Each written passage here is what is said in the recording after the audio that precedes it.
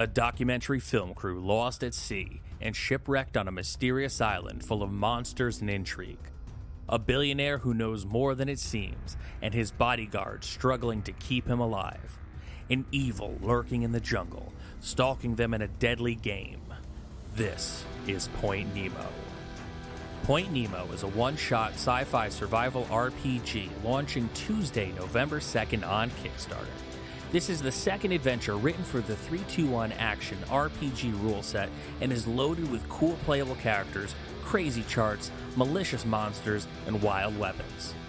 This full-length adventure can be played over the course of one night or broken up into individual episodes and features several fun side quests and interesting island destinations. So if you're ready to rumble in the jungle, be sure to join us for some action, November 2nd on Kickstarter.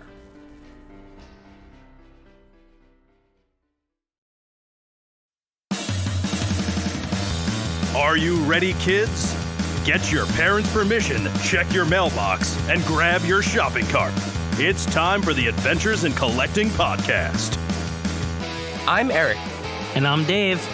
Welcome to Adventures in Collecting, where we talk toy news, culture, and hauls, along with our journeys as collectors. Hello, everyone, and welcome back to Adventures in Collecting. We are back with another special episode, a special bonus pod. This one is a little long. But it is a bonus pod. Following PulseCon, much like we had the opportunity to sit down with the Marvel Legends team over at Hasbro, we also had the opportunity to sit down with Lenny and Emily over at Hasbro on the G.I. Joe team. Now, for this special bonus pod, both Dave and myself were not able to attend the call, but thankfully, best friend of the pod and voice you have heard countless times on these episodes, Dave P., a.k.a. Other Dave, at CreepyNJ on Instagram, stepped up to the plate and sat down with the G.I. Joe team and did us proud, representing Adventures in Collecting. So what you're about to hear is about 90 minutes of talking G.I. Joes.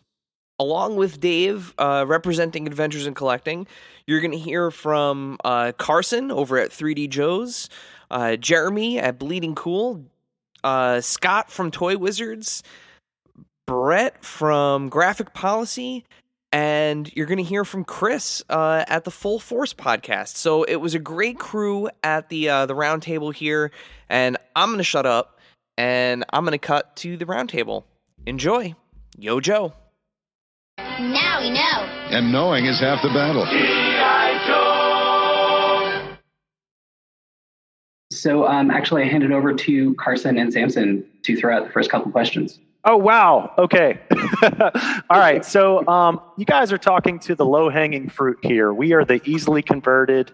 We are the type that, when you guys made your big announcements about HasLab, through the roof excitement. Seriously, like I'm already really enjoying Classified, buying 2 of everything. Very happy about that. But, we've been begging for O-Ring just because we're stuck on nostalgia and vintage. Enjoying everything you guys are doing currently, but we've been begging you for O-Ring. And you made the huge announcement. So first off, cheers. Thank you for that. Very excited about it. I obviously, I went in and backed up to 5 because that was the max that y'all capped it out at. And wow. I have no problem doing that because I want you guys to be successful in that arena, both in HasLab and with O-Ring. My question is, how can we more effectively convert some of the other fans that are the more hard sell, that see the price point of $230?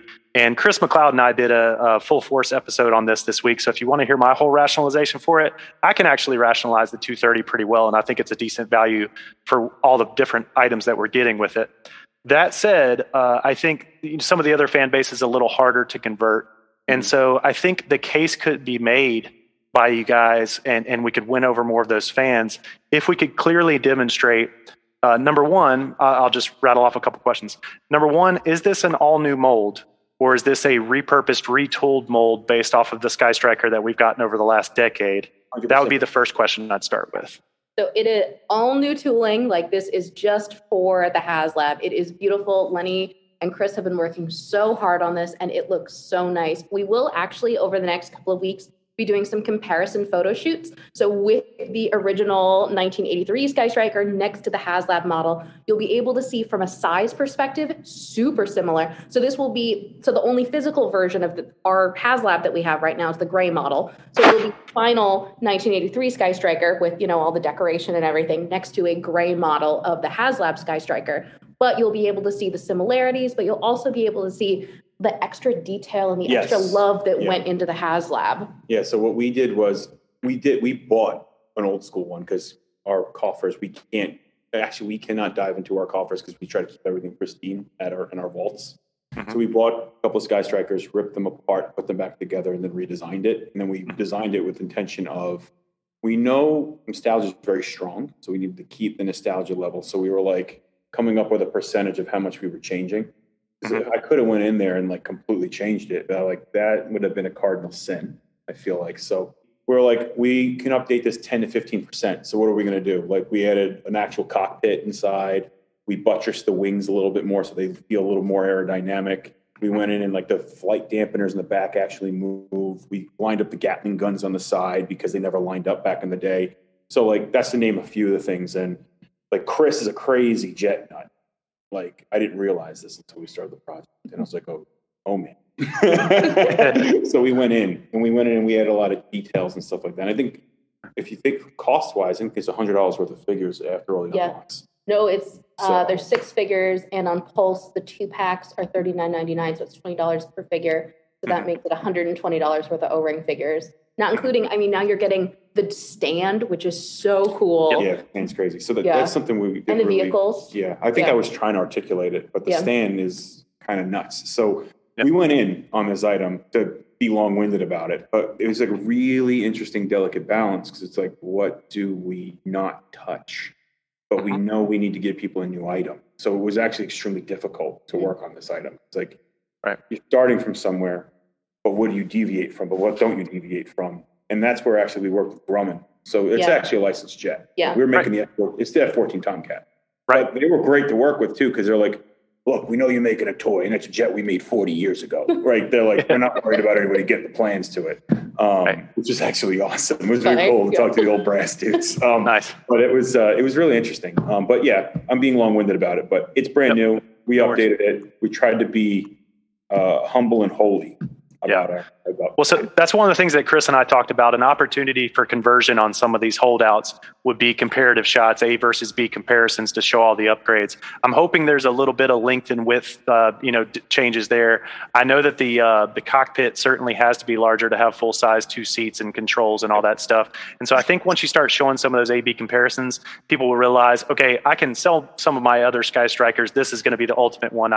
If they need to raise money to afford it in their own minds, like sell some toys to buy some toys, this one's going to be bigger and better in every way. We just need to make that case to them and prove that to them, I think, for some of the holdouts. Okay, so second question. I am hopeful and optimistic that the O-ring stuff will go well for you guys, and we'll get to see a lot more of that. I think one of the things that is sacred, a couple of the sacred cows to the vintage stuff that I hope you guys can incorporate into your packaging going forward for O-ring stuff. I love classified. I've already said this. I'm buying all of it. But I miss the cross-sell, and I miss the file cards. And I love the icon stuff. I'm not saying throw away the icon stuff, but I miss the file cards, and I miss the cross-sell packaging, even if it's just an insert or something. But the cross-sell grid on the back of the carded figures was timeless, and the file cards that got us into the personality of each card, of each figure was integral to the experience. You guys are doing a great job with the artwork, but now we're missing the story, right? So my question is, knowing that you're trying to sell these and you're making multi-country packaging. So I realize you got the legal, you got to get in each language.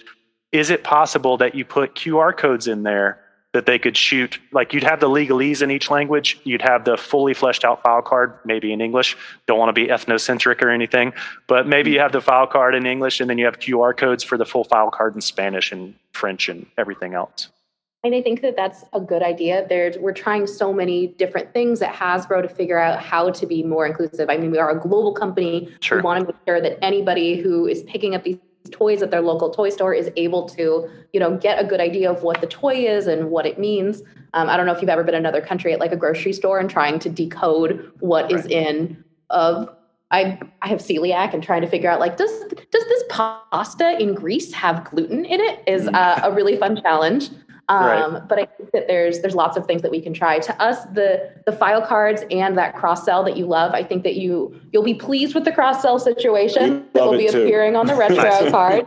And to us, the file cards are storytelling, and we love, I mean, I mentioned it at PulseCon a couple of times, but we love the storytelling aspect. And so we are trying to figure out ways to really bring the storytelling aspect to the line. So that may take, we're not entirely sure how that may look in the future, but we promise that it's something that we're working on. Yeah, and it goes across brands too. You guys know my other life on Transformers. We were trying to figure that out too. Well, because it's such like the grid for like power levels and stuff like that. It's like, you got to do it. Like, because it's part of the storytelling. And I think, in a way, I'm trying to say this in a corporate way, it makes us rely on entertainment less because we can rely on the brand itself and the strength and actually add new characters in, and characters that were never done in form factors if we were able to get those wild cards in, right? Because it's like, for a kid and a collector, when you're going in at purchase and you're looking at it, I remember when I was a kid, I wouldn't read it. My parents would help me read it too. But I'd look at the back and I would, even if I didn't see the character in the cartoon, I didn't care. If it was awesome and the file card kind of lined up with what I like, I'd buy it.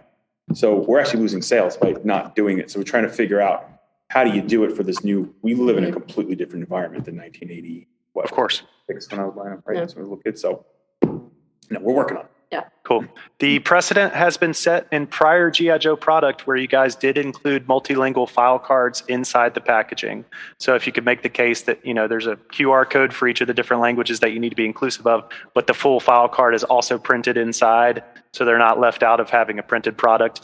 That was done before, is done extensively in Europe in the 90s. And it was actually done here a little bit as well. I think for the 25th anniversary or the 50th anniversary, they had multilingual file cards tucked into the packages. So I think I've exhausted my 2 questions. Thanks, Carson. We appreciate it. I'll hand it over to Dave with Adventures in Collecting. Hey, how's everyone doing today? Hi. So all the excitement around PulseCon, an incredible showing. You reintroduced the world to 3 3/4 O-ring Joes. We were just wondering, what are we going to see out of the current retro line? Is it going to be retired? So we love the mono retro line, and we think that it is amazing. So currently we're really excited, as you mentioned, to be bringing back the 3 3/4 inch O-ring scale. So that will be our focus for a little while. So consider the modern expression kind of on hold. We know that it is a beloved part of the G.I. Joe line, but we are going to be focusing for at least a little while on really bringing back that amazing O-ring scale from the 80s. Yeah, especially with seeing the reaction too. It's like, you gotta, your audience and you do your research on your audience, but when you get reactions from your audience, like, it's going to adjust your design. And what is the problem we have to solve? The problem we have to solve is getting more vintage figures to everybody, right? Getting more retro old school figures. So it's like, there's other things we have to do that. So trying to say corporately, but more figures on the shelf, more to love, more for the fan. So it's great. Yeah. And on top of that, I know it was really interesting listening to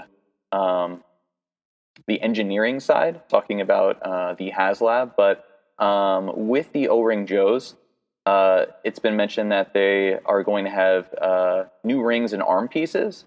Can you tell us what went into the engineering of these new pieces while trying to stay true to the origins? So it's interesting. If you ask me, I think O-Ring figures are kind of like perfect figures, but they have one flaw. They degenerate over time. But don't we all? Yeah, that's right. So working with Chris on that, we were looking at materials. So the original figures are made out of complete ABS, maybe an ABS blend. What we ended up doing was figures are basically PVC figures now, and that's what a 6-inch figure is made out of. So no more broken thumbs, no more broken pelvises. And then the inner O-ring, I've been pulling on them. Like, I can pull them like this far. I imagine they will snap if you go crazy with it. But we've designed them so that the material itself is different, but the actual design is the same, which is interesting because a lot of it starts at a scan.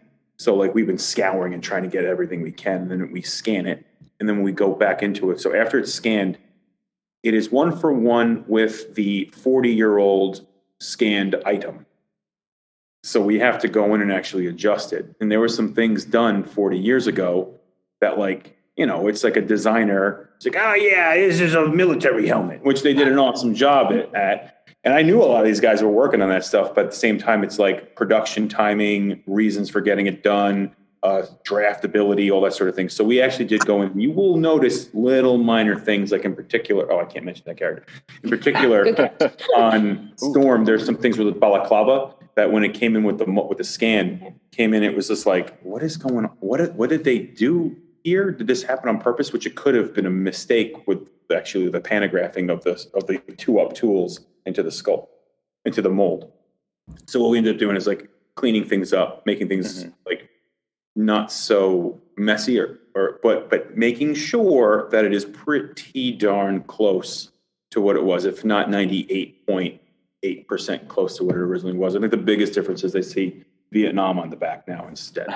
And their thumbs won't break. And it's interesting. So Chris was busting my horns on the hands because, like, we got to make the hands exactly the same. But we all know when you put the weapons in their hands with what's it called, the sword grip that they would put on all the weapons, they kind of like shift a little bit. So that's actually something that you're going to see probably progress through the line as we develop. We're trying to hone that in so that we don't have like you're holding an Uzi and it's like sticking that way or falling out. So I will say that's where the 98% comes in, where we're trying to adjust some things so that functionality-wise, they're better than they ever were, right? And then at the same time, there's a delineation between what was done 40 years ago and now, because 40 years ago, they did an amazing job. We don't want to, completely kind of like wash over what was done. So it is slightly different, but it's done in a reverence of what was done, but done what we can do today, essentially. Awesome. And the figures look really great. I have them sitting like little friends on my computer monitor at my office. So right on track with how my toy shelf is done. It's funny, the nostalgia feel we got when we got the first EPs in. And we get EPs coming in like crazy colors and stuff. Actually, these came in like white and black, but usually we get like pink. I was kind of hoping they'd come in. But like when you get them in hand, man, like they're great. Like, so good. I haven't had them in forever. I would, because we moved from I'm going into the details. We moved from Brooklyn to Staten Island, then to Jersey. I lost them in a bunch of moves. So when I got Snake Eyes in hand, I like lost it. I was like, oh my God, I haven't had it so long. And I had got mine secondhand from family members and stuff. So like having it sorry, I'm going on a nostalgia boom. I apologize. If you guys have questions to ask. Yeah, I know so many people that were introduced to the idea of kit bashing from being able to kind of wiggle their way in, pop them apart, pop pieces together, and looking at the figure custom community now and where things have grown to. It all started with O-Ring Joes. So I'm a designer. I mean, like, pull these things apart, put them back together. Like, have fun. Well, thank you so much for your time. I think that's my two. Yeah, thanks, Dave. I'll hand it over to Chris with Full Force. Hi, Lenny. Nice to see you again, and lovely to meet you, Emily, in this weird face-to-face but not face-to-face way. As you can probably tell, I'm from the UK, so I'm going to lead with that. The panel over PulseCon was just absolutely superb. Like, I was blown away, in actual fact, by the amount of stuff that you guys were kind of throwing at us. Like, I was like, calm down. I've got to share this, for goodness sake. It was amazing. One of the things, obviously, that stood out to me was the Euro exclusive homage that you threw in with the very first Tiger Force figure, which, like, for one thing, I love Tiger Force anyway. See? Oh, sweet. Yeah. That's your but to get a Euro exclusive so early on, I was like, who's in charge there? What is Lenny doing? The crazy guy. No, in all seriousness, great idea. He's one of the most... Yeah, he is. Outback is one of the most iconic, but still blown away. Have you guys considered doing that more? Like, kind of like taking in the kind of foreign homage? Are you looking at doing that in the future with Classified? Like, not just with Outback, who is hugely iconic, but with any other characters going forward?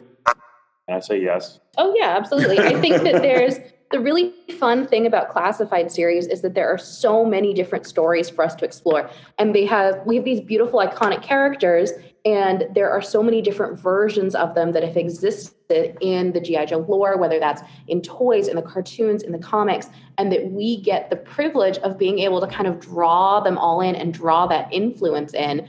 And with Lenny's magical creative design abilities, really being able to bring those to life in premium 6-inch figures is, I think, really cool. And one of the things that makes Classified really exciting in that, you know, we're not necessarily beholden to just doing current entertainment. Yeah. We get to pull from years and years of history and really being able to explore that. And I think that the sub teams are a great example of that with, you know, Tiger Force and Python Patrol and Cobra Island. And, you know, who knows, maybe some more things that may be coming down the pipeline in the future. Yeah. And I think could you just list them out, Emily? Could you just list them out? Sure. So I'll just list I don't know, all of the sub teams that exist, and then we'll just let you pick. Yeah. And then send the images and I'll share them. Perfect. Yeah. That sounds ideal. Yes.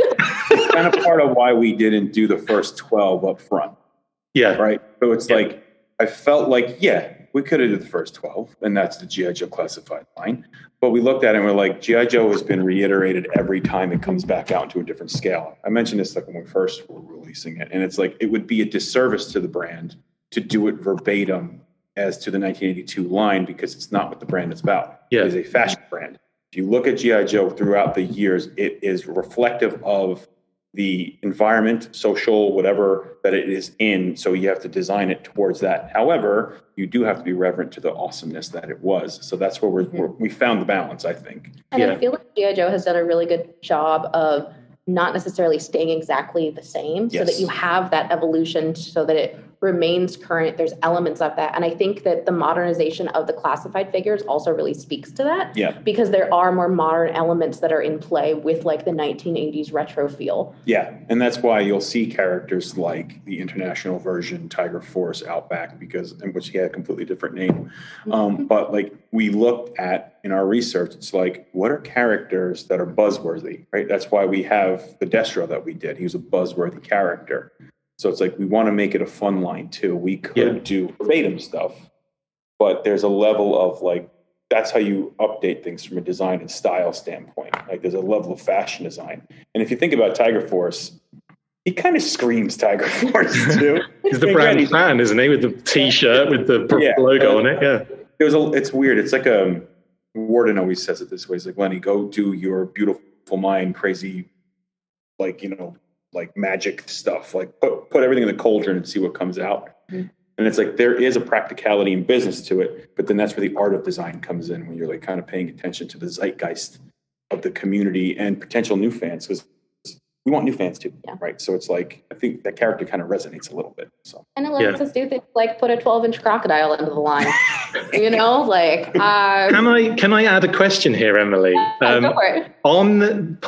During PulseCon, and I was, for one, I think it was brilliant. Before I say anything, I thought it was amazing. But it appeared as though you made a little mistake when you guys were talking about what your favorite reveals were or whatever, and you mentioned Fiona before having seen Crocmaster, and then everyone's kind of we haven't revealed that yet, and then beautifully timed, out comes Crocmaster. Now, was that scripted, and you're just really good at doing this stuff, or was that a genuine mistake?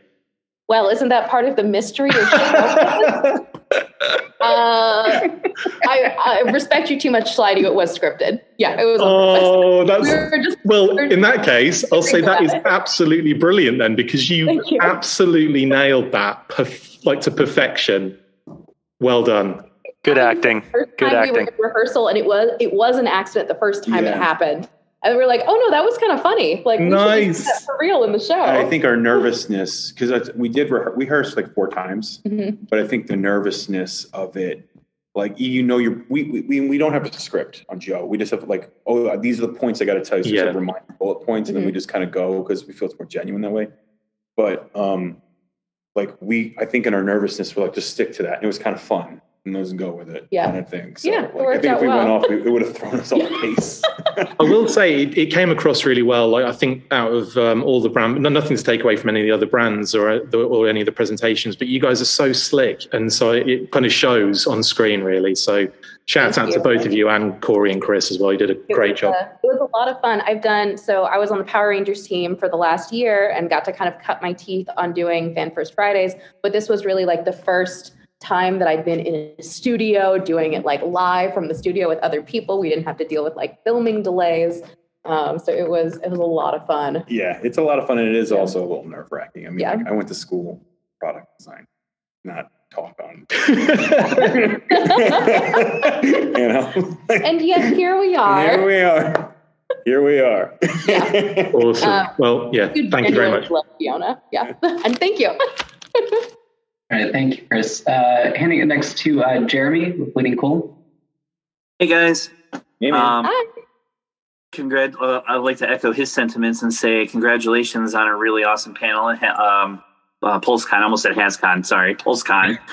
And my first question would be about Tiger Force and Python Patrol. I've been really enjoying the character selection and designs in the Cobra Island figures. Was it always in the cards to switch from Cobra Island to other sublines in the classified series after a certain period of time? Or were you just like, okay, we've kind of run its course on Cobra Island, let's switch to this and make it more exciting again, maybe get that fervor kicked back up? From the start, I actually wanted to Tiger Force out of the first year. I actually wanted to run. But I think that we, based on strategic needs and stuff like that, we're like, no, let's do something a little different. And the line grew exponentially. Like as it started turning on, we had different needs that we had to fulfill. But for me, I think we should change it. Not maybe depending on where it is and where it lands strategically, business-wise. Maybe one exclusive partner will have something different every year. One will have something for 2 years. I think it depends on the need of the business. Like I think Cobra Island and Python Patrol, there are particular characters we need to get to. So perhaps it could last a little longer. Other programs, maybe they can be in and out. Some of the sub teams were smaller, so it would make sense to be able to have that flexibility. And from a storytelling perspective, it's so cool to be able to take the characters to different locations and have like, I love the different vibes that each of the sub teams have. And I think from a collection point of view, it's, what were you saying? It's like mini collections on your shelf. Yes. Yeah. And so being able to kind of have those and like, so you could feasibly do like a Python Patrol Tiger Force diorama on your shelf. You could do one that is just a Cobra Island one so that these characters are interacting. But it's super feasible to also mix and match them. So I think that that's kind of the beautiful part about the programs. They work really well, like just with their little baby programs, but they also work really well with the overall line. Yeah. Like I would personally love to just have a giant shelf full of Python Patrol Vipers and Bats. Like that sounds amazing to me. Yeah. I think that would be super cool. It's interesting too, because if we're looking at like G.I. Joe from 82 to like 2012 2012 when it kind of dwindled from Hasbro. Like there's a lot of figures to pull from. And like what goes in mainline and then what goes into exclusive programs. And it's like some of those sub teams are like 5 characters. Does that get a program or does it go into mainline? So it's like it's mixing and matching, and it's business needs, it's cost issues, it's a lot of things. It's like John said, it's the art of design and marketing where it gets a little it's more mana based than logic based at times. Yeah. And necromancers, by the way, control, I want to set this for the record so it's in the comments. Necromancers control inanimate objects or dead things. So an action figure, technically, Corey could be a necromancer. That was, I think, the best comment of, and so we do go back, just so that everybody knows, like we do go back and read all of the comments that come out of events that we do. And we want to see, what people are interacting or what your feelings are, like what character selections you're putting out when we ask questions. Like we genuinely want to know the answers that are typed in the chat. So we go back and look, and that was hands down my favorite one. That or it was that the Fiona comes with a free Crocmaster figure. That was also one of my favorite comments. And Fiona Applegator. That was a nice one. Those were my top 3. Yeah. Sorry to segue into that. Yeah, sorry. I'm a D&D dork, so I was like, I know what a necromancer is. I'm also sorry that you had to read the comments as well. Oof, that sometimes could probably get rough. I've had to chill because I mean, you guys know, like, it's the internet. Yeah. And we're the ones writing those horrible comments. So I think for the most part, people seemed like they were really pleased with the line and pleased with the figures and the character selections. Yeah. And I mean, it's nice to be able to get that. I mean, it's not like we only do what we do for the positive reinforcement from fans, but it doesn't hurt when we get positive reinforcement from fans. And negative reinforcement too. You're like, ooh. Yeah, that helps course correct. Yeah, maybe not that again. You know what I mean? So. Yeah. My second question is also kind of a compliment as well. I was on with you guys about this time last year, and almost every question that we were asking you was about distribution problems. And it has not been a problem since you guys told us on that first call, we're fixing it. Don't worry about it. If you want these figures, you'll be able to get them. And that has been the case. I just got barbecue like literally 2 seconds before we went to the call. But with everything that's still going on in the world, has it been a little bit hard to see the excitement surrounding the line and it dovetailing into this weird, I want these figures, but I can't have these figures, and it kind of ebbing and flowing, like excitement when the announcements are made and then vitriol when they can't find them on the shelf for a little while, and now they're everywhere and everybody can get them. What's it been like dealing with all that? Yeah, I think that it's really hard. And, realistically, G.I. Joe relaunched as a brand very recently. So as the classified series iteration of the brand, we are still very new. And to be quite frank, we did not know what the appetite would be for classified series when it launched. Like, would this be this new scale for G.I. Joe fans? Would this be something that people would respond positively to? And it turns out that answer is an overwhelming yes. But, with that, it took us a little while to kind of course correct on just how popular this line was going to be. But I think that I feel like we are at a very good point in the line where we have figured out like what kind of quantities we need to be manufacturing to make sure that fans are happy, that retailers are able to get enough to actually have product on shelf. I know that there was a long time where when you would walk into stores, regardless of what store you went to, the G.I. Joe pegs on the shelf were empty, no product at all.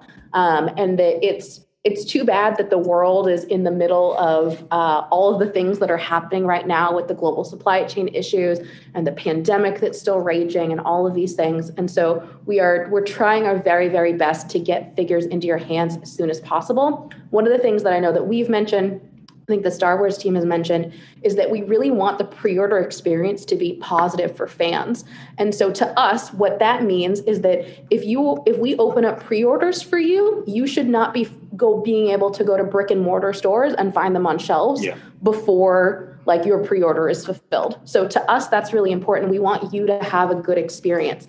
And so what that means is we run into situations like with the mainline Bat and the Alley Viper, where we didn't open pre-orders for them specifically because we want you to have that good experience. And so as those figures kind of slowly start to roll out, I mentioned on Piss Tank the other day that it would be retailers kind of get to choose how they're doing their own rollout. So some may open up pre-orders, some may just put things in brick and mortar, some may wait until they actually have them in hand and just put them up online, but that we promise that figures are coming and that it is an absolute priority to us that this process is as unfrustrating, is that a word? Unfrustrating for you as humanly possible, because we're making these figures for you, for the fans, and if you can't get them and if you're upset about them, like, we don't want that to happen. And so I think that it's working well. And with Target pre-orders, there were pre-orders for, I think, the Cobra Viper or the Bat stayed up for like 24 hours after PulseCon, because they have upped their pre-order quantity so much in response to all of the passion from the fans. And so we think that we're kind of on a good path at this point. Yeah, I feel like it's like anything else. Kudos, Emily, for going to His Tank and just going straight to the community with that candor. Because as you all know, some random got a Bats and an Alley Viper through Walmart through using a code name, and like the whole community is going crazy. And then you come on to His Tank and directly address the issue to try to minimize that fear of missing out that all the collectors share when something like that happens. So we appreciate that.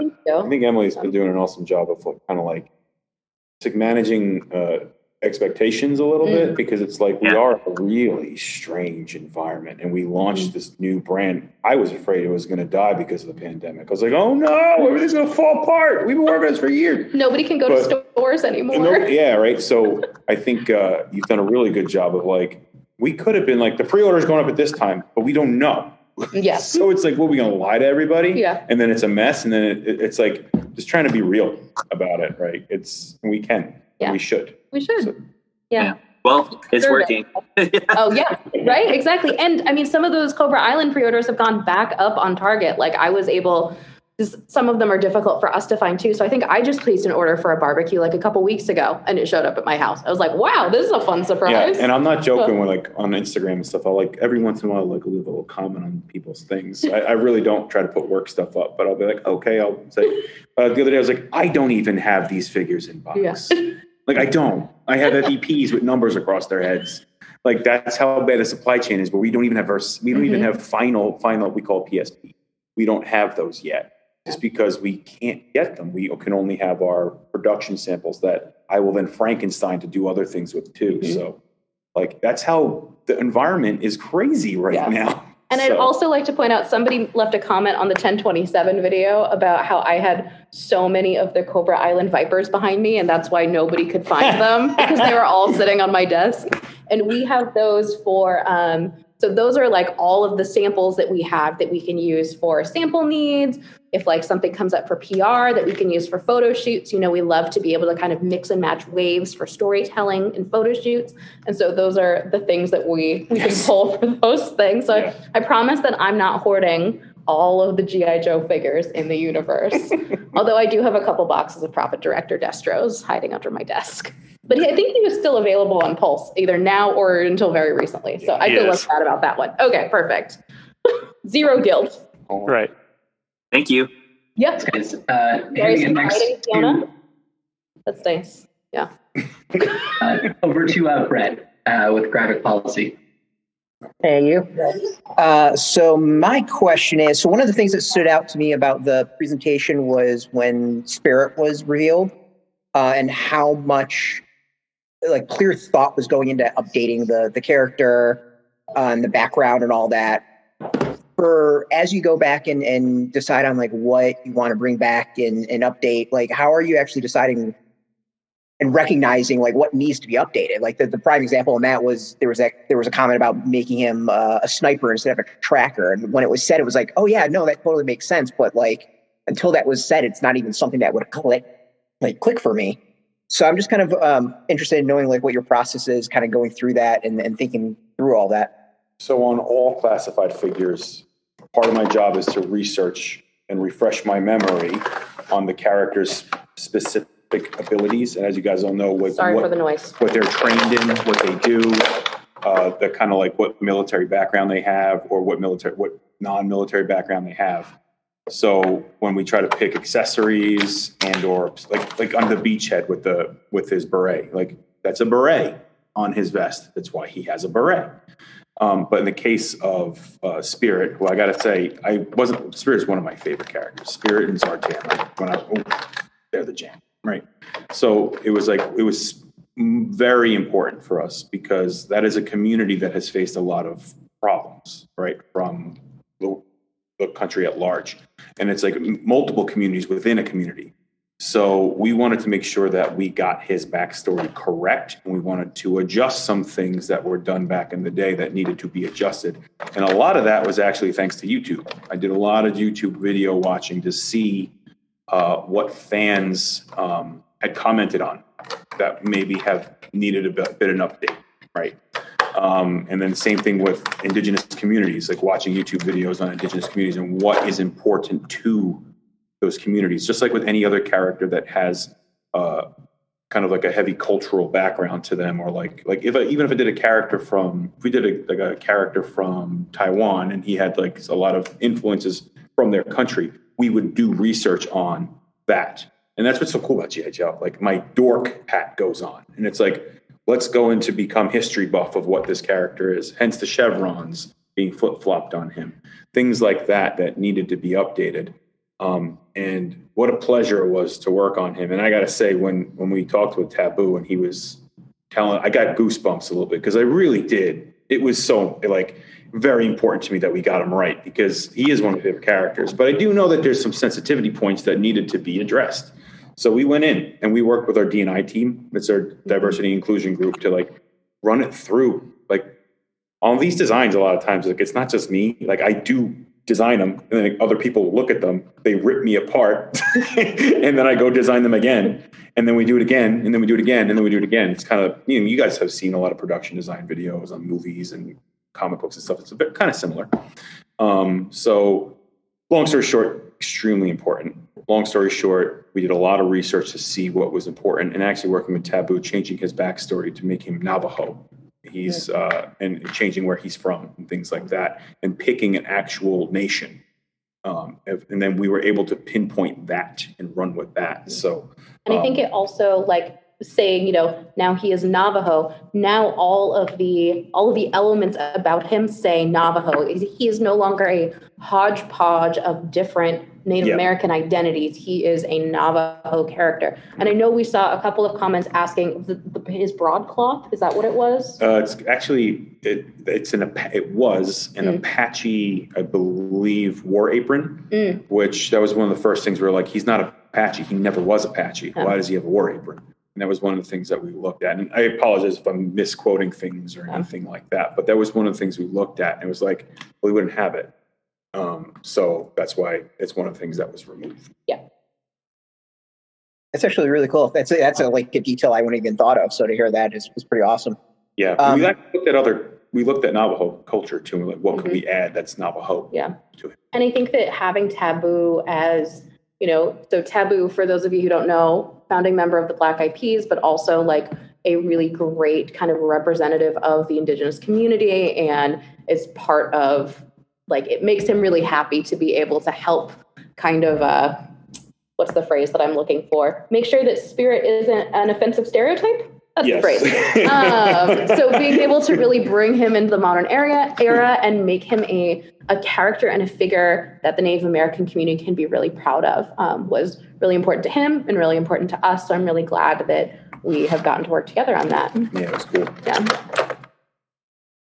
So for this second question, you've talked a bit about like updating the Sky Striker, and then you've also gone back during the presentation, talked about Zartan and updating the color changing aspect for that, which was a really cool update. And you said how the tech has changed in the 40 years since this came out.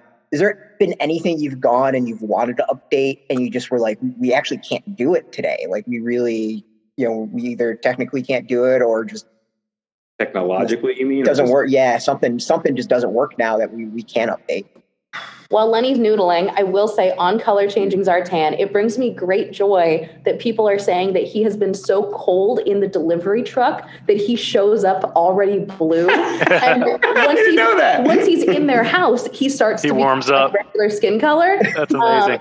It brought me a lot of happiness. It's funny with that too. It's like we were trying to figure out but somebody had thrown about make it heat because of the sun. And they were like, you'll melt the plastic. So that's why we're like, no, you got to go cold. But I'm trying to think, this is a little tidbit. There's a lot of stuff. We're still building the line. That's the first kind of like, again, from my prior life on Transformers, I did a lot of kid stuff and it's generation stuff. But like from a feature standpoint, we are not really deep into the features yet. Mm-hmm. So that's our first like big feature on an action figure, collector action figure world. But from a design standpoint, we were going to change the Cobra logo. But really? Well, we weren't. But design and graphics was like, we were going to burn the building down if we did. Because it is a perfect logo. But I think this kind of pertains to that, right? Where we look at things and we're like, this is perfect. Why would you change it? There is no stylistic or fashion need to adjust this. And that's where you'll see some of the design languages change or be adjusted or update or something like that. Because a lot of times on Classified, you'll notice seams and textures. I do that to like hide where a strap is going or hide a shelf in articulation. And that's the really cool part about this line is it's like, oh, well, if we put a holster here and put this here, we can actually hide the thigh swivel. And then for photos, you don't have any thigh swivel breaks on your figure and it looks dope. So it's kind of the really fun part about working on G.I. Joe, where it's like we are adjusting for that. I think that kind of connects to technology. Is thigh swivel the technical term? Yeah, it's a thigh swivel. That's what we call it internally. Yeah. I guess I've never paid attention to the thigh swivel joint before. But I think not as good as your technical term for tush pockets, Emily. Also, Spirit has tush pockets too. I just noticed while we were talking. Yeah, 100% the technical term. I'm using that from now on, by the way. Oh, please. And I dropped some gems when I was on Power Rangers too. I referred, the A Squad Power Rangers armor had these like really kind of, it almost looked like when you go to play laser tag, like the cool laser tag vest that you get to have on. And so there were these big shoulders. And I think it was one of it wasn't them. It was an earlier live stream. Anyway, I definitely referred to somebody as having shoulder pads in a Power Rangers live stream and was like, and it was King Sphinx. He had these like really posable ankles. I was like, and he has such pretty ballet feet. I was just like, oh my God, these people are going to hate me. I mean, at the end of the day, like we're serious about the characters, the backstories, but at the same time, we make toy products. Yeah, we make toys. We are fun. We're a little whimsical about things. Whimsical should be fun. Tush pockets. Yeah, tush pockets. But I think the technology points too. It's like a lot of our technology issues are with tolerances and plastics and, working things out. Like this figure will stand with freedom on him. Like if I pose him out and spend some time to make it work. But like actually getting the tolerances to work to get this to go in there and stuff like that, where back in the day, they probably would have made they would have made freedom out of polypropylene and you wouldn't have been able to do swappable wings and stuff like that. And don't quote me on the plastics. Chris will yell at me. But I think it's a lot for us. It's mastering of the craft itself. And then what can we add to the craft? Like you see with the Zartan. And I actually have samples of the color change with photochromic. It's crazy. It's crazy to watch it work. But when we did testing, Chris wasn't lying. It literally would last 4 times, and then you'd be done. And we couldn't release that to you guys. That would be. You would be sad. Yeah. No one would be happy. Yeah. I will say to finish up really quick that what you released was amazing. It kept my 3-year-old daughter busy for an hour just going back and forth between the freezer. That's what it's all about. That's awesome. I loved blew her mind. Jason at Backyard Battles when you see the Zartan in the freezer like next to all of his frozen food. I was like, this is perfect. Like this is exactly what everybody is going to be doing with their figures, and I love it. I want some pizza. Yeah, I need the pizza in there. And now a word from our sponsors. Almost 90% of women have cellulite. And guess what? It's not their fault. We don't choose cellulite, but we can choose a different way to treat it. Meet Quo, collagenase Clostridium histolyticum, AAES, the first and only FDA-approved prescription injectable for moderate to severe cellulite in the buttocks of adult women. This non-surgical treatment is injected by an aesthetic specialist in 10 minutes or less. Individual results may vary. Do not receive if you are allergic to any collagenase or ingredients in Quo or have an infection at the treatment site. May cause serious side effects, allergic reactions including anaphylaxis, and injection site bruising. Seek medical help right away for any signs of allergic hypersensitivity. Tell your doctor about all your medical conditions if you have a bleeding condition or take medicine that prevents clotting. Most common side effects include bruising, pain, hardness, itching, redness, discoloration, swelling, and warmth at the injection site. Ask your doctor about all possible side effects and for product information. If you're ready to get to the bottom of your cellulite, learn more and find a specialist at quo.com. And now, back to the show. Cool. Handing it over to Scott with Toy Wizards.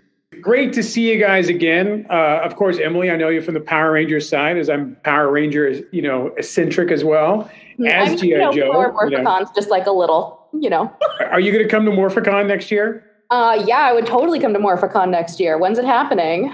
It's in August. Yeah, that sounds like so much fun. Yeah. I go? Yeah, sure. Come along. It'll be fun. I did one. I mean, of course, G.I. Joe. This G.I. Joe line has just been fantastic. Wave after wave just keeps getting better and better. And part of that, I believe, is just the design aesthetic has definitely taken a turn to be more realistic and also a nod to the vintage. And I think that's really, really impressed upon the fans on how the line is going. And I just want another affirmation from you that is the plan. And then going forward, we're going to keep getting this darker nod to the original lines. Yes. Good answer. It's funny. When you said so, it's funny. Like looking at the old school toys, and you're like, all right, so Lady J's and the greens and the black hat, and then like match. If I was to go in there and take my Pantone book and drop the Pantone book on top of the 3 3/4 inch Lady J, and then spec Lady J into that color, when you see it at a larger scale, it doesn't work. And there's something about it, and I think G.I. Joe has a grittiness to it. And I think that it needs to have a bit of that, but at the same time, it's still approachable. It's not like Scary World. It's like these are everyday people going above and beyond, but it has to have a little bit of grit. And it's funny. I was talking to him like, I'm not making toys. I'm making heroes or something. I said, I had like a little like designer tangent. I wasn't mad. I was just like, I'm not trying to make a toy. I'm trying to make something dope. Sounds like a baby designer tantrum. And it basically, it's like even my color spec, like I've been finding like, oh, when I think it's a color, it's actually 2 colors darker because the way it works with the plastic, because we really are trying to make miniatures in a weird way, right? We're trying to make miniature heroes. And I think that goes across all of our 6-inch lines. All of the designers are kind of like, that's our aspiration. And it's fun to do. And on Joe, it's fun to do too, because Hasbro, we own it outright. So we can kind of take those liberties and like see. A lot of flexibility. A lot of flexibility to pay attention. And like Emily and I can read directly what's on that board and go, oh, okay, 100 people are saying that. Maybe I made a mistake. Or maybe, we're doing that right. So, I think I wanted to tangent a little bit. I apologize. But, yes. I'll be really succinct about it. I totally understand because I do paint masters for toy companies. I've done G.I. Joe paint masters on some of the 50th anniversary figures. Oh, sweet. And definitely getting stuff toned where it's dark, but not too dark, but not comically light. Yes. And finding that balance within your plastic. Because it doesn't matter how I paint it or what you call out a Pantone, what the plastic looks like always changes from what we think. Oh, I torture the guys with this. Because like what happens is we spec a color. Then what happens is the paint master gets created, as you know, and then it goes to the factory. Factory then iterates those colors into the plastic. Depending on how it is mixed, depending on the colorant that is used, depending on like the colors on screen right now are completely different than what it would be in real life. That bugs me when people call out a screen color. I'm like, don't call me out a screen color. No, it doesn't matter. Book. What really matters is in hand. And it's funny, I've been learning that I got to wait for a really sunny day to spec a color. Like, I'm not messing with this in this neon light, like, because the real color is the sunlight. So at the end of the day, like, we'll change a color when our engineering pilots come in because we have to. It's got to be right. Yeah. So it really has paid off. The figures are great. Of course, like you, Zartan and Spirit are 2 of my favorite figures, and they both just look fantastic. They really are magnificent figures. I really appreciate that. Pulse exclusive Zartan Master of Disguise is probably the best G.I. Joe figure out now. And I have to keep saying that because you guys keep raising that bar figure after figure after figure.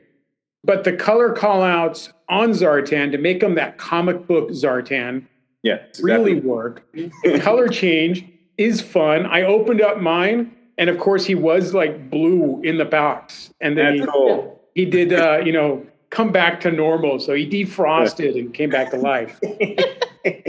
I really wanted to, in our panel for PulseCon, I wanted to have like a bowl full of ice water and just like dunk the entire figure in live and watch him turn blue. But we had the sweetest, our like Ron, who was like managing us during PulseCon. And I think Ron would have had a heart attack if I like had a giant bowl of water and I was just like, and here it is. It was like dripping everywhere. So we decided to be nice to Ron. Yeah. But thank you for the comments, man. Yeah, thank you. A lot of my other questions have been answered as I'm last on the group here, so I get to kind of like, I can't ask any of those questions now. Something, Emily, that you brought up was a multi-pack.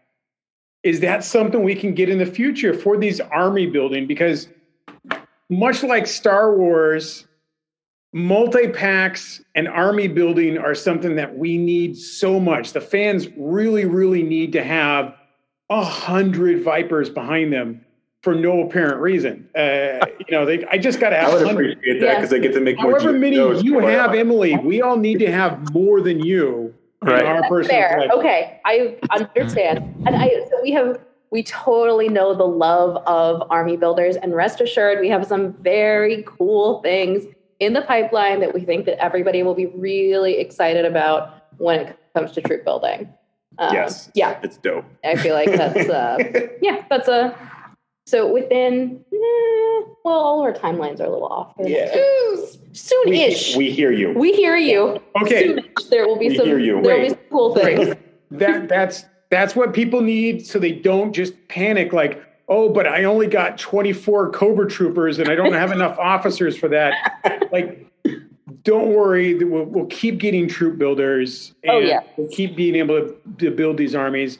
I mean, looking at the way these figures are coming out, where Joes are actually outnumbered now by Cobra quite a bit. They are. Yeah, I feel like the troop builders really kind of lean into that too, because on the Joes, the way that I kind of talk about it when I'm talking to our sales teams is, all of our figures really fall into 3 buckets. So you have your Joes, who are all named characters. Then you have your named Cobras, and then you have your troop building Cobras. Correct. And when I try to explain in terms of like sales forecasting, it's, most people will get probably 1 or 2 of the named figures, but who knows how many of the troop builders they'll buy, just because you really can have, 24 Cobra Vipers on your shelf and it'll look super cool. So I 24 is such a low number for a shelf. So low. So 50 if you could get those. But I think that we're really taking that into account when we're doing like further line planning of products. Our sales teams are taking that into account when they're ordering things to make sure that there's enough of the quantities to go around. We know that the troop builders are being bought in multiples, and so we're really trying to take that into account for fans. That's really great. Obviously, Alley Vipers and Bats are starting to show up, and people are really excited.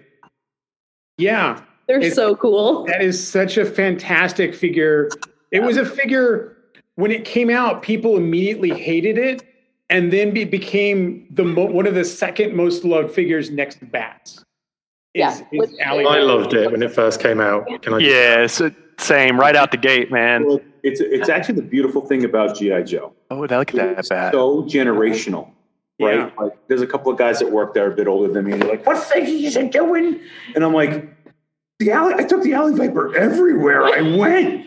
And then like other guys are like, why aren't you doing this one? I'm like, we're gonna relax. Just calm down. We're gonna get there. And that's the beauty of being at a company that owns the brand too. It's like everybody knows it and everybody loves it and everybody beats me up. Yeah. But yeah, I think again, it's so generational that it's like, again, I mentioned it earlier, it's like you can't just do the first 12 to start because they're alienating a bunch of other people. Think about the kids who grew up with like Renegades and stuff like that. Like they love G.I. Joe too. That Cobra Commander was Sergeant dope. Savage. Sergeant Savage.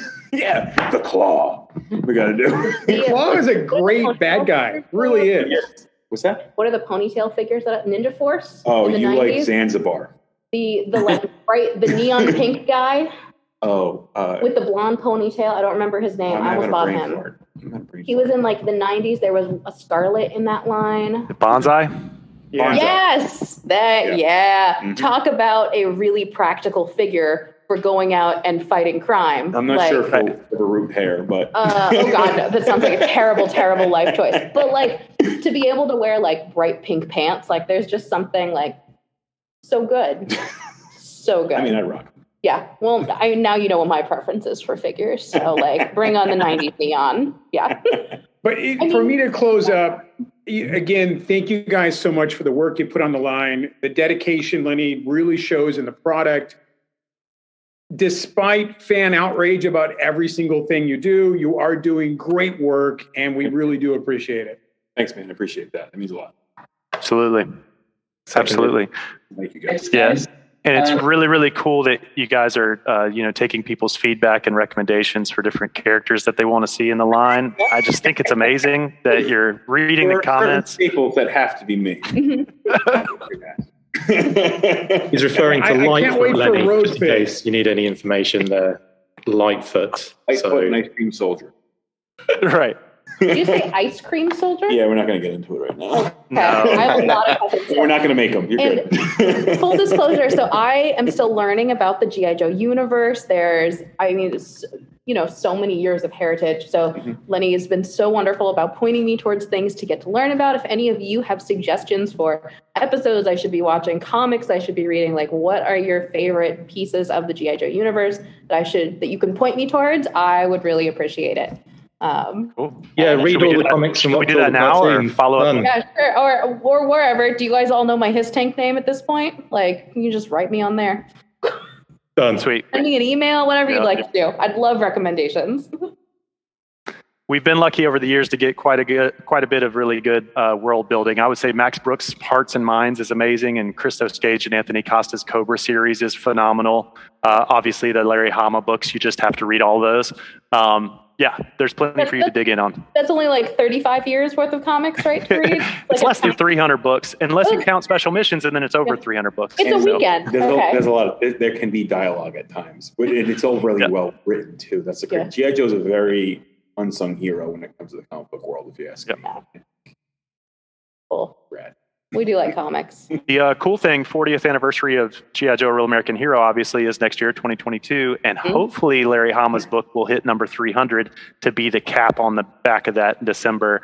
If any of the books get pushed much more, we might not hit 300 in 2022, but that would be amazing. Yeah, that would be really cool. And we do have, I know that we didn't touch on it a lot during PulseCon, but we will be celebrating the 40th anniversary next year. We've got some really cool things planned.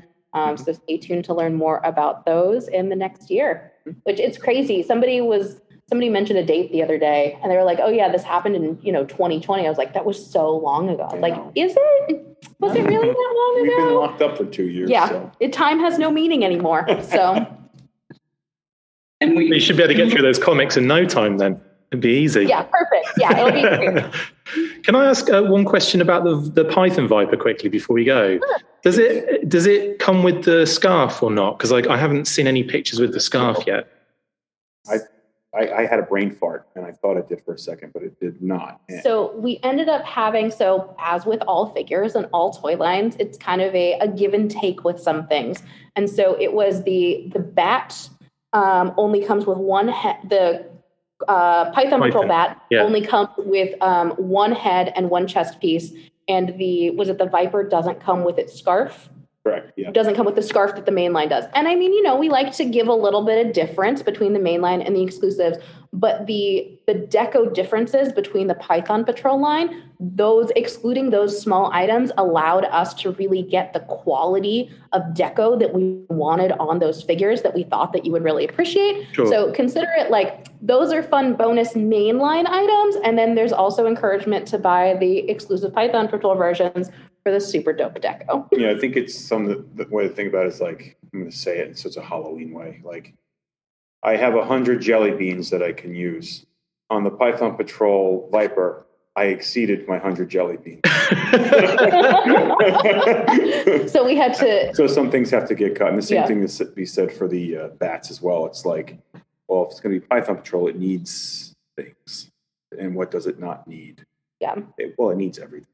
Me, but I work for a corporation and we have to do a certain. And sometimes if it needs everything, it doesn't fit in the box, and we have to make the box bigger. It's a lot. It's a lot. That's the work part. Yeah.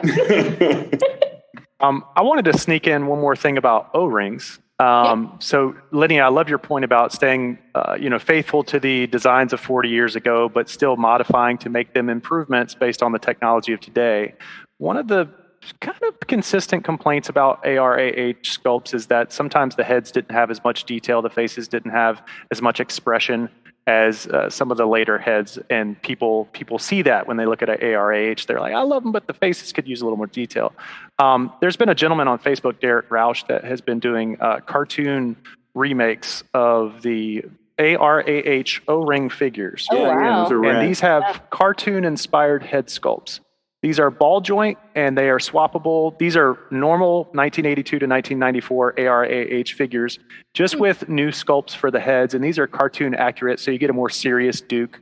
You get Lady J with the hat off with her hair messed up, which I love. You get the snake eyes with the 3 visor slits and then the 2 kind of like nose things. So anyway, I thought these were brilliant, and I wanted to just throw this out there as a possibility with your O-ring figures going forward that are 95% faithful. Perhaps you could throw in a alternate head like Jinx with her headscarf off, because in the movie, for example, Jinx, you saw her face 90% of the time she was on camera. So those types of things that are nods that give us alternate heads, Lady J with a hat and without a hat. You already did that for Classified, and I love that you did that for Classified. You could do the same thing for O-ring Lady J, for example. It's interesting. It depends on the play, right? Because we talked about that. Like that was when we were deciding to do O-ring. It's like, okay, how much do we keep? How much do we not? And I think part of our design philosophy on O-ring is like, a lot of us had these figures, but a lot of us didn't hold on to them. So it's like, how do we get these back into people's hands? So the idea was like, let's recreate them pretty verbatim.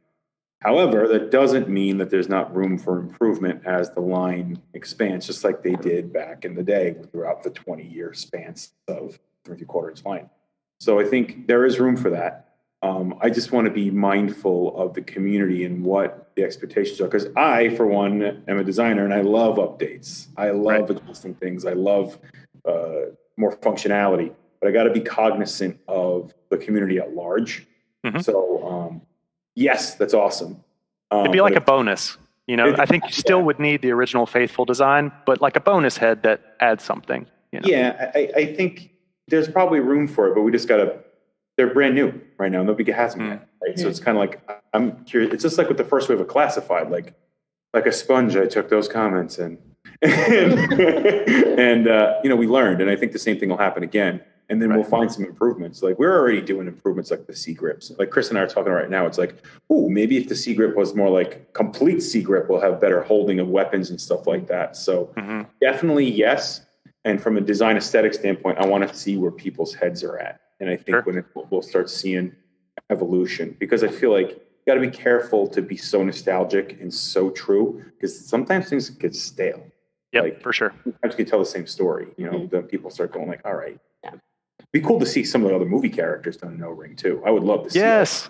Big Lob, Pythona. Let's do it. Let's do it. Because you know the big lob that we got is just using Mercer's head sculpt, and I can't help but see Mercer in blackface, and that's not acceptable for Big Lob. We need a real Big Lob that looks like the movie character. And so I think it's just, again, that's like Emily said earlier, G.I. Joe's brand new again. Yeah. So it's got to go. Yep. 2022 is going to be huge. You guys are killing it right now, man. Hopefully. We're trying. Hopefully. Yeah. Thank you guys very much. Really appreciate what you're doing. And any additional questions? We have a little time if anyone did have one more question. I have 25 more questions. Right? We should just go one at a time. Give everybody a chance.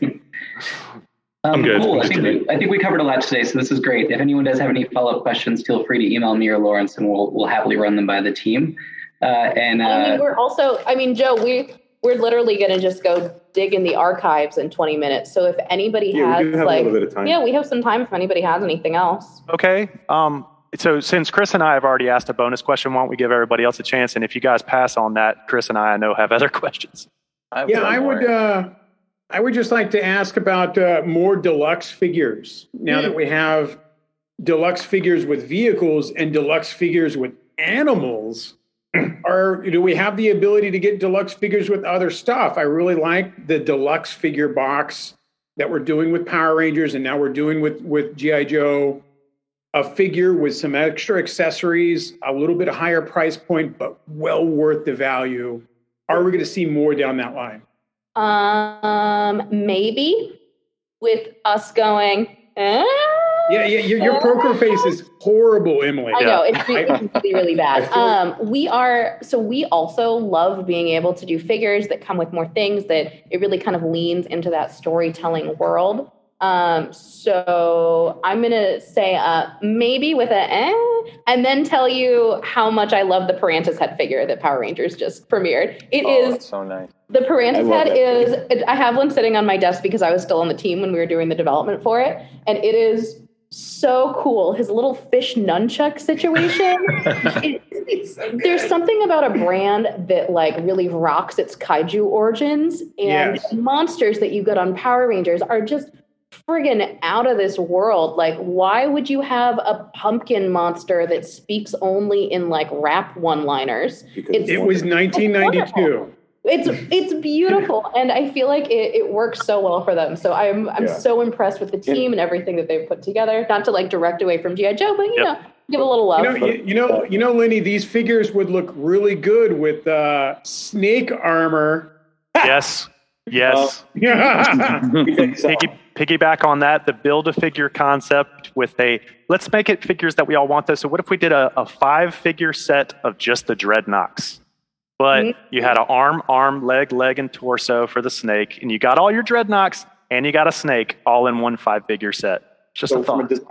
From a design standpoint, I believe in full playability out of the box. I want things to be like, you get them, play. And with a G.I. Joe, and it comes from my background on like Transformers again, I was on a lot of kid stuff, and it's like, I want to create a world of play for kid, collector, whoever you are. And I think that's what's beautiful about G.I. Joe, between the vehicles, like the bivouacs, like stuff like that, like the weapon upgrade sets and stuff like that, the snake armor. So it's like snake armor is just such a classic. It's so ridiculous. It's so good. And I've been playing Fallout like crazy, so I've been wearing all my power armors. Oh my God, a white power armor.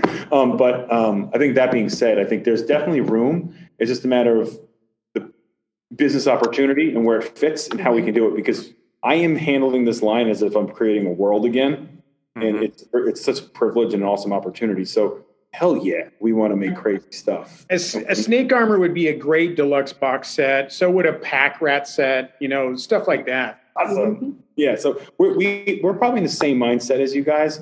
It's just a matter of like how and when and like resource, right? And like we said with the vintage figures, it's like, what do we put where am I putting my jelly beans? Right? Like, so it all plays in account, and it's going to take time. I guess I have a comment and a question. Comment first. It's awesome that you guys made all of the box artwork available as posters. Is there plans to maybe do like an art book that could, also dovetail into, like Lenny was saying, maybe like some novel type stuff where we learn more about the classified series and the world that they live in? And sorry, go ahead. Oh no, I was the other part was just about the O-ring figures. Never mind. So to answer the stuff about the artist series, I love the artist series, and I feel like it is such a wonderful way to set G.I. Joe apart from some of the other brands at Hasbro. We have this amazing kind of graphic design team that works to really find artists. And so our artists are this really cool combination of artists that kind of reach out to us because they are G.I. Joe fans, and they're like, I really want to be involved in this. It's wild. And artists that really we seek out because we like their art style, and that we are trying really hard to make sure that our artists are a representation of our line, which is, at its core, G.I. Joe is a very diverse group of people either coming together for good or for evil to get stuff done. And that we want kind of the artist to be a representation of that character universe. And so, we try hard to make sure that our artists are matches in terms of, what kind of style we think would work for characters, the places that the characters are from. We may try to find artists from there. For female figures, making sure that we have female artists, but really kind of coming together and bringing that kind of G.I. Joe diversity is really important to us. Yes. I know that there had been, I don't remember if it was a comment that came in from someone here or that I had seen somewhere else, but the commitment to diversity and inclusion to us in the line is really important. We want to make sure that we are putting forth, an accurate reflection of this very diverse group of people who come together. So you will continue, the line is already diverse. You will continue to see more of that in the future. In terms of artist series, I know that our franchise team has big plans for it in the future. I won't overstep and divulge what any of those may be, but safe to say that artist series is not going anywhere, and that there will be many more things about it in the future. Cool. And our artists we've seen some of the artwork for the upcoming waves that we haven't gotten boxes for yet, and they look good. It's dope. Yeah. How fast will when the box art comes in and the figures are released, how fast will you guys be releasing that artwork to purchase? Oh, that's a good idea. I would assume it would be pretty close to like pre-order time. I would say that, I mean, in my personal opinion, it would be artwork is fair game to purchase as soon as it's revealed on box. Would I would assume be the cadence. We got to ask Amanda. Yeah, we'll ask our franchise human for you. Yeah, I don't know. Yeah, I need the bat. Yeah. Very badly. Because I think, I mean, following the PulseCon cadence, this was all available to purchase as soon as we revealed the pre-order. So I would think that would be up for. I would imagine we would want to get it close to when you guys see it. Oh yeah. Help build the hype.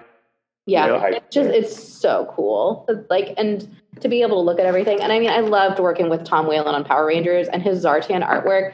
For those of you who don't have your Master of Disguise Zartan in box yet, being able to like, can I see we have this whole conference table just full of products with like a so cool note on the back that says "Don't show back" because it's just production labels, which is really funny. So we can find leaks that way about it. Interesting. So it's "Don't show back?" ? But being able to actually spin this and have that's so cool. Change is. And it's so cool, and I feel like Tom Whalen was the perfect artist for this box. And I mean, the Dreadnoughts logo on this is amazing. I interviewed Tom the other day. He's going to be on the Weekly on Friday as well. So yeah, he's amazing. Talk about that artwork in detail. It's stunning. Yeah, he's such a nice guy, and he's such a nerd. His office is like full of figures. It's full of comic books. Like you can tell like he is in it to win it. Like. Yeah, we're nerds, man, and I think it's really cool to be able to kind of fall into it a little bit. Mm-hmm. Yeah, being able to recreate and update, and then stay to the nostalgic. There's this level of artistry and business that's going on with G.I. Joe right now, which everybody in the team is super appreciative to be a part of. Like Cecil, our graphic, I guess, director on that stuff. He is like in heaven because he gets to work with all these amazing people. Yeah. And, like, it brings a richness to the line, and we want to show, hopefully it's coming through to everybody. Yeah. It is. And I think on the point that we're all nerds, it's so interesting. We're all nerds, but we're all like different kinds of nerds. So you'll find like things that we have in common, but it's so cool because everybody kind of brings their different background and interests into things. So like I'm sure that legal will be upset with me for saying this, but I'm on a DC Comics kick right now. And I've just discovered I missed comics for like a long time, evidently. So I just read like 10 years worth of Harley Quinn comics all at once. And I was like, wow. This is such a good use of my time. It is. It was a great use of my time. But it's so cool to kind of see influences come in and how that later gets interpreted into action figures that are associated with lines. And being able to see what other brands are doing and how they're interpreting that, I think is so cool. Like I am constantly, whenever I go to the store, I'm always walking up and down the toy aisles because I want to see what other brands are doing. Yep. Because I think if we don't know what's happening with other brands, we're like not in the loop on things. Yeah, and I think that's hard. That's the fashion design of the business. And that's what G.I. Joe's always been. Yep. Right? Like if we would be doing a disservice to any of our brands to only pull reference from the brand internally. That's like, I think artists don't do that. It's like, so it's a combination of, right? So it's pretty fun. And I think that those influences work their way into the brand in different ways as well, which I think is really nice. And we all come from all of these really interesting different backgrounds. Like my original job was I worked at a cat shelter, and then I went to business school, and now I market toys. Like that's so cool. But I mean, to have thought that I would ever, like my job would be to play with toys, like, okay, past Emily, why don't you go scoop that cat box so that this cat can get adopted? I've been loving watching Lenny play with the toys this whole conversation. It's like he's having so much fun right now. Awesome. I feel bad when I'm in meetings at my desk here. I have an eye guy that sits on my desk, and I'm like constantly futzing with him. I don't know if he's available on shelf yet. I feel like he probably is. Yeah. I mean, I know we revealed him. I just don't know if anybody else has him in hand. But he makes this like amazing kind of ratcheting noise when you're twisting his legs and his arms around, and I just cannot stop playing with him. He is the ultimate fidget toy for me, and he looks horrifying. So I mean that really helps. So I'll be on meetings with people who have not worked on Power Rangers before, and they'll be like, excuse me, what is that thing that you're playing with, and why is it triggering my, what's it called, tryptophobia? The thing where you're afraid of all of the different circles next to each other. I feel really bad because occasionally people will be on meetings and be like, please put that thing away. It's horrifying me. Hey, Lenny, I wanted to show you one more. This is O-Ring Scarlet, and she's got an articulate ponytail. So what? That's on a swivel kind of joint. So just to awake your imagination about maybe including alternate heads that are cartoon specific. How dare you do that? Planting the seed. My brain is now doing things. She's so beautiful. Because let's be honest, the original Scarlet figure is not attractive. The card art was beautiful. The original figure, due to the mold limitations, the hair had to be tight to the head. It's not a good looking figure. Yeah, so I think that, again, it's like when we get there, it's like, and that's part of the design process too. It's like, who do we do next? And it's like, well, this character is considered for updates. So maybe we should hold off. And I think that's where a lot of the other Joes that you haven't seen yet, it's like, I'm kind of considering them for updates. Like, I'm like, oh, we can do this to that. But then like, I draw every single G.I. Joe input and I will do it like a year in advance. And then I'll go back to it. And I'll look at it and I'll be like, oh, what was I doing? And I'm like, oh, that's too far. Oh, that's not far enough. So it's like, and that's the beauty of having the brand internal. Like we can do that. And I think we can stop and drink our coffee for a second and feel it out what needs to be updated. And I think that kind of thinking can be applied to the O-rings too. So now it's like, let's do the research. Again, I'm an artist at heart. That's a beautiful head sculpt. You just showed me. So I'm like, oh, yeah. So it's like, and you can see with some like back in the day, there's Serrana running change, right? Like yes, they sculpted her head 3 times. Yep. And the one with the earrings is one of the shortest production. We're working on pre-production at 3D Joe's right now. We just got a memo that showed the running change, and I haven't announced this to the community yet. There's only 50,000 of those mint on card Zeranas with earrings out there. And if you think back in 1986, they were making about 1 million of each figure. That's probably one of the single most rare carded figure specimens to get out there. Basically, what you're saying, Lenny, is that you have to include all 3 head sculpts with Zerana when you do that figure, please. Right. Well, it's interesting because it's like, do you go to ball joint on the head? And is that better for production? Maybe. Right. Maybe not. But then at the same time, are you alienating a group of people that want it to be, this should be a capsule in time? So it's like, again, these are those parts of design that are difficult where it's like, or are you combating the shady parts of the community that will try to sell these as vintage? And since you've slightly updated them, they won't be as easy of a mark to sell as original. Yeah. And I mean, they'll also have the updated date on their tush. So that'll be once you have them in hand, you'll be able to be like, excuse me. This is Look at the balance on that figure with no stand under it. Yeah. Can he be posed in the box like that? Yeah. Super practical. Oh, I put it. Boom. Oh, that's awesome. Spirits even crazier. Hey, Jeremy, I think there's some kind of legal law that doesn't allow them to hold weapons in their hands when they pose them. Is that accurate? Interesting. Emily, Lenny, do you know? Rule, well, at least our internal rule is if they're holding weapons and we're taking pictures of them, the weapon should not be pointed at the camera. So they should be pointed off to the side. But I'm not. What about packaging? Oh, in pack. In the package, could they be posed with the weapon? It's depth of box. It's depth of box. Yeah. Okay. So we have a particular depth of box that we have to fill, and we can't vary from it. Yeah. So if we did that, we'd have to do. And the box would be like this deep. So like there was a PulseCon exclusive Lord Drakkon that we did that was in. It ended up being in this huge box, but like he was posed out in the box, and I mean the box didn't technically need to be as big as it was. It just looks really sweet on shelf. But I mean, he takes up a lot more room because he is posed out with his stuff. So that is one of the complications for these guys. It's a great diorama box, the Drakkon. Yes. Yeah, he's a very cool figure. I love that he comes with the battle damaged Power Rangers helmets. I'm just like, it's sweet. I'm not even a Power Rangers guy, and I was like, that guy's badass. Yeah. That's an experience opening.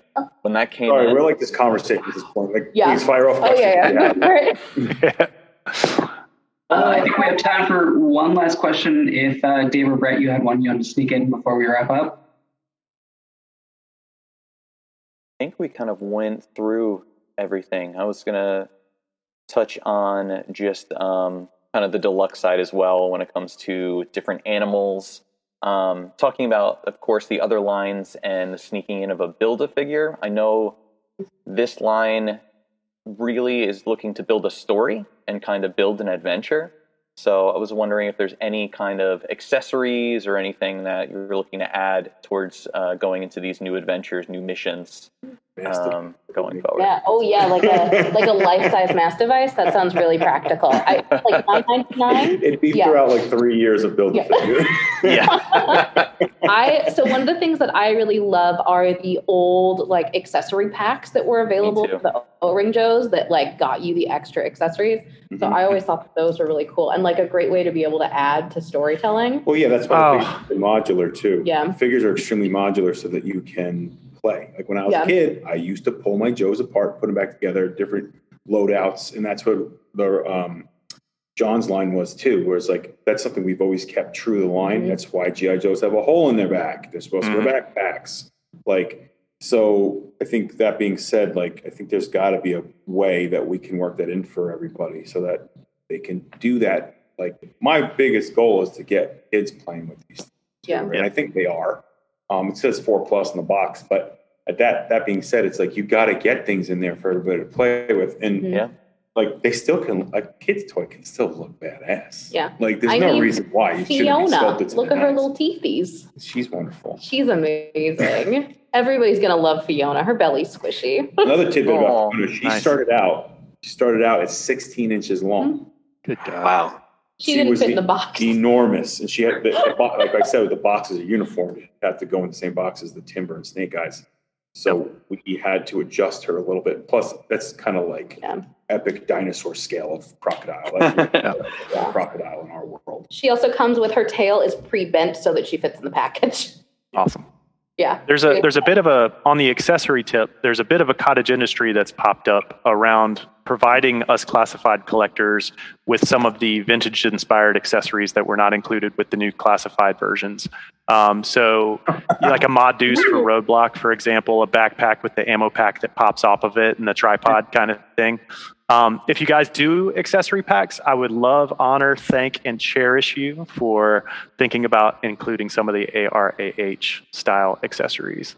Yeah. Chris is showing off his Lightfoot classified 3D prints. Is that right? Look, rad. Yeah, that's really cool. What, do you buy them online and print them out kind of deal? A friend of mine actually just made this for me as a present. So beautiful. It's really, really cute. He made the mine detector drone as well. Keep that friend around. Yeah. That's the thing with Joe too, and I think it's the thing that back in the day the designers were having fun with. Whereas like, what are cool things? Like, and that's something I like Zartan with the monkey paw. Like that's he made a deal with those are wishes. Love it. And monkey paw is like that's 2 wishes he has. There's 3 more left. So it's like the designers back in the day were doing fun stuff like that on the figures as well. So we would like to do that again going forward. So you'll see wacky things, and it's because there's design in everything, and it's like we're trying to like, what does a Minesweeper drone look like today? What does I'm trying to say things without giving anything away. But what are cool things today, like DARPA robots and stuff like that? What does that look like in our line? To do verbatim things is fun.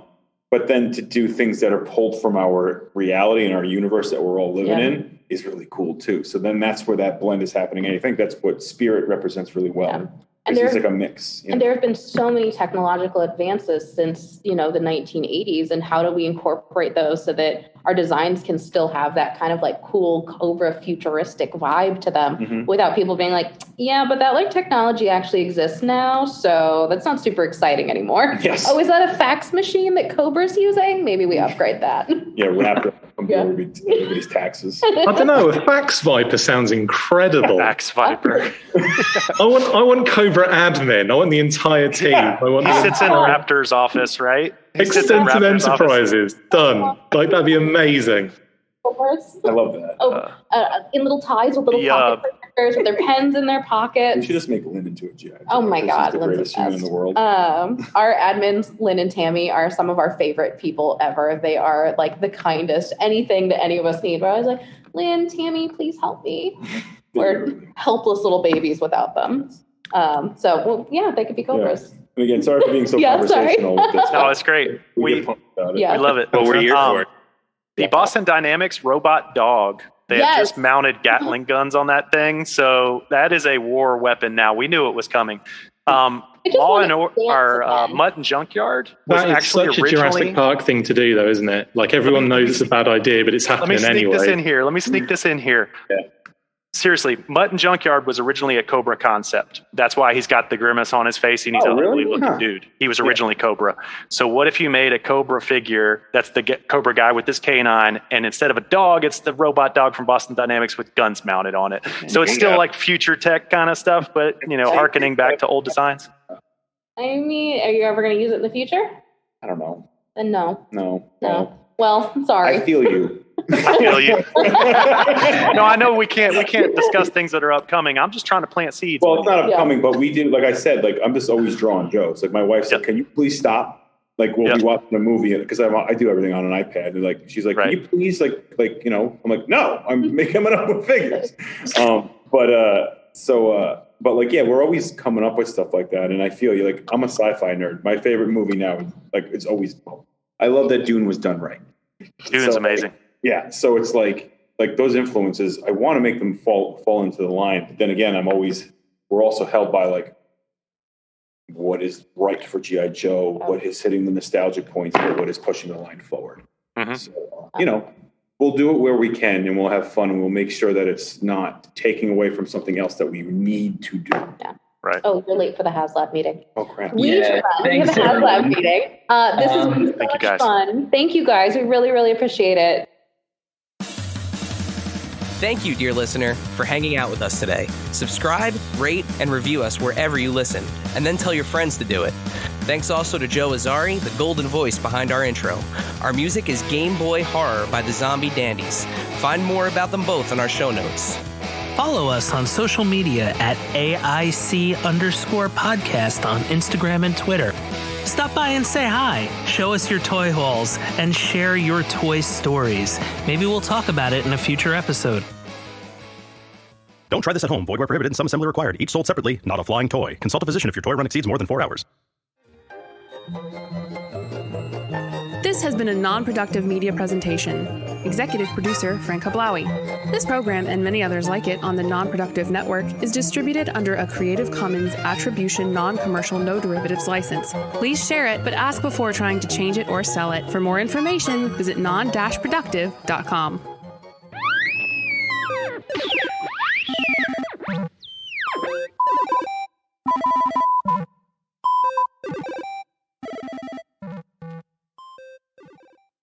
Starting your own business is a path to building the life you've always wanted, but you don't have to go it alone. Let Zen Business be your trusted guide, giving you the essential skills and tools you need to get started. Zen Business makes all the business stuff easy. Their all-in-one platform combines fast and simple business formation services with helpful resources and tools to quickly turn your idea into a money-making business and run it with ease. Get started today for as low as $49 at zenbusiness.com/dream. That's zenbusiness.com/dream.